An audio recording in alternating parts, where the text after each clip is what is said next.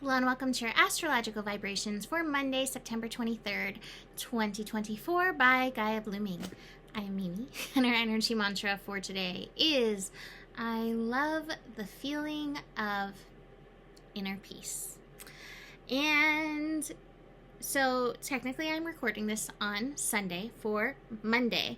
And as of this recording, we have not yet had Venus shifting into Scorpio, but late Sunday evening, Venus is shifting into Scorpio, which is where it will remain for most of our Libra season. It will move into Sagittarius October 17th. So Venus is kind of like leading the pack, leading us through our lessons. This Venus in Scorpio season feels potent because it's referencing two energies, maybe even more, but at least two energies that we're working strongly with. One of them is Libra.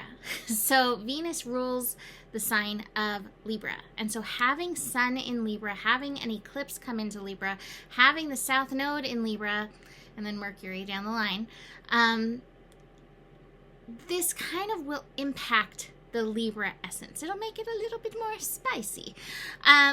And speaking of spice, Pluto, which rules the sign of Scorpio, is also feeling very spicy, being at the 29th degree of Capricorn. So we have a lot of mix and mingling energies going on.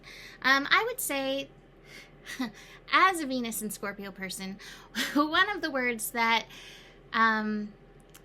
comes up for me when I think about Venus and Scorpio is intensity. Venus and Scorpio people have an intensity. So whether the intensity is for, something that you love, someone that you love, an ideal, beauty, whatever that you love, it can have a lot of intensity behind it. When I was thinking about Venus and Scorpio, Gollum popped into my mind. My precious. Gollum definitely could have been a Venus and Scorpio type. I decided actually after Gollum popped into my head, I was like, I would like somebody not Gollum to represent Venus and Scorpio. And as I was looking up celebrities with Venus and Scorpio, I noticed that quite a few of the actors in Game of Thrones have Venus and Scorpio. And I was like, there, that's good. We've got Gollum and we've got Game of Thrones energy going with Venus and Scorpio. So what is our lesson? Being that Venus energy, Libra energy is very strong right now, how is Venus and Scorpio going to be affecting it? I mentioned yesterday in the Sun and Libra scope that I do feel like boundaries in relationships, in the me and the we, is going to be important. Now, when speaking about Venus and Scorpio specifically, there's two ways that the boundaries go. One is that, yes, we need to work the boundaries. We need to notice where we need boundaries, whether it's boundaries to overdoing something or boundaries because not enough equilibrium, reciprocity. Always good to be aware of that. But Venus and Scorpio can also need work in having really, really, really strong boundaries. Rumi has a quote that's like, your job is not to seek for love, but to seek the walls you've built against it, in essence.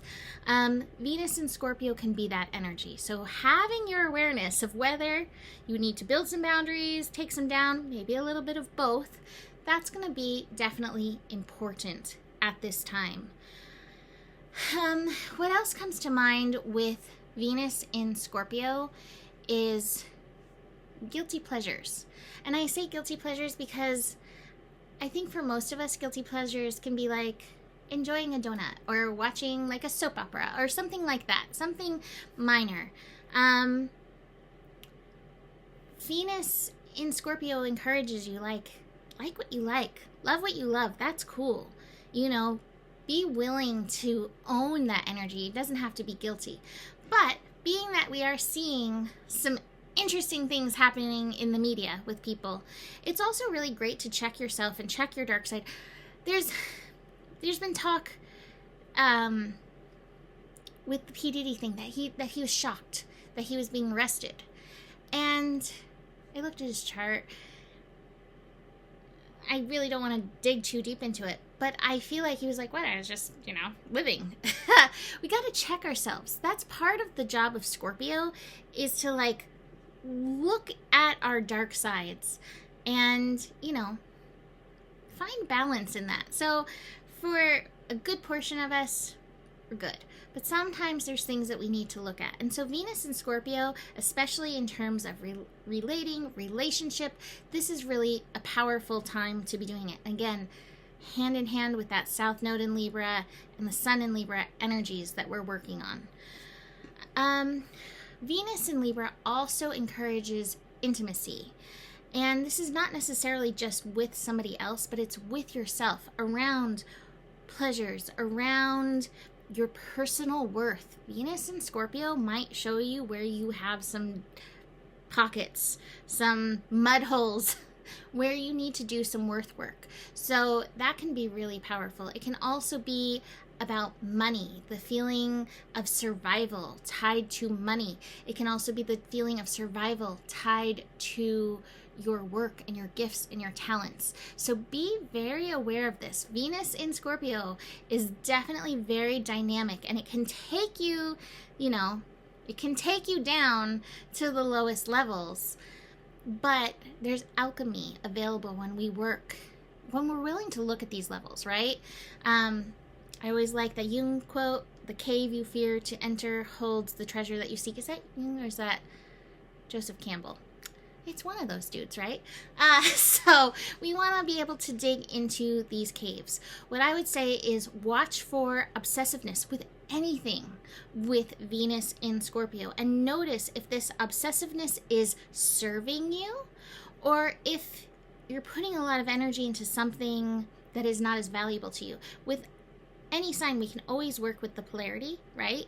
And so the polarity sign of Scorpio is Taurus. So recognizing the value of something is really going to be important and help in the balancing of Venus in Scorpio. But just want to mention, the intensity card did come up. We may feel some intensity in relationships, and this can be the relationship we have with ourselves as well, a relationship with God, Spirit, Universe. So many layers of this. But again, being that we have this Libra eclipse coming up and the South Node working Libra, and then Pluto at that 29th degree, Pluto rules the sign of Scorpio, all of this is just feeding in. It's a cauldron of like bubbly goo. It's a bubbly goo. Of course it's a cauldron because we've got Gollum showing up. So now for Monday, Venus will be at 0 for a good portion of the day. We actually still have the Sun at 0 for the beginning of the day as well. So very beginning, but just be aware of that. Things may feel a little wonky. They may feel a little off. You may feel like you get up at the wrong side of the bed. What I do like is that we have the moon in Gemini. And so I think we can shift fairly quickly through some good, mental words like, okay, I'm going to focus my mind on my inner peace. What does that feel like? Drop into that, and that can help support you through the zeros. I still think that the zeros are going to feel much better than the Sun and the Moon trining Pluto and then Venus squaring Pluto. That was not feel-good energy. So this is going to feel better. It just might feel a little like no man's land. So the Moon in Gemini is doing most of the work of the day. It's connecting to Saturn and it's connecting to Jupiter. So it's square with the Saturn, conjunct Jupiter. The morning just might feel a little, it might feel a little off. You may have trouble even guiding your mind. It might be a time to surrender to the feels.